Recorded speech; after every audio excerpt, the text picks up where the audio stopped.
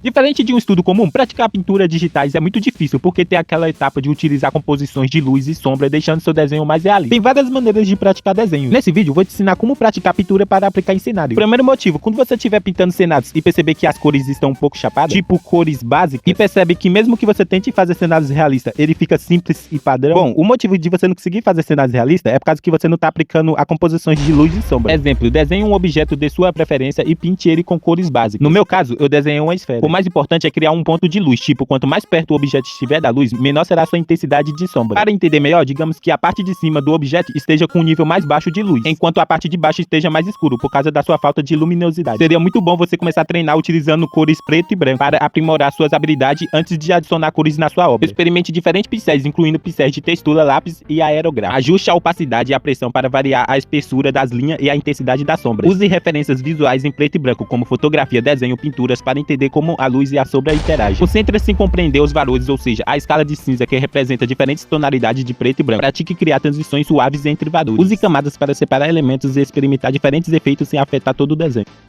Depois de finalizar esses fundamentos, comece a aplicar em objeto mais complexo. Veja a posição exata do sombreamento, ela é muito importante para produzir um belo desenho. Ao finalizar o desenho, defina áreas de luz e sombra. Identifique aquele que ficará iluminada e aquele que ficará na sombra. Também é muito importante criar camada separada para colocar luz e sombra. Com isso, facilitará ajuste no desenho. Selecione um pincel macio e útil para criar transições suaves entre luz e sombra. Use tons mais claros para representar áreas mais iluminadas e tons escuros para áreas mais parcialmente iluminadas. Use uma ferramenta de esfumaçar ou um pincel suave para misturar luz e sombra e criar transições suaves.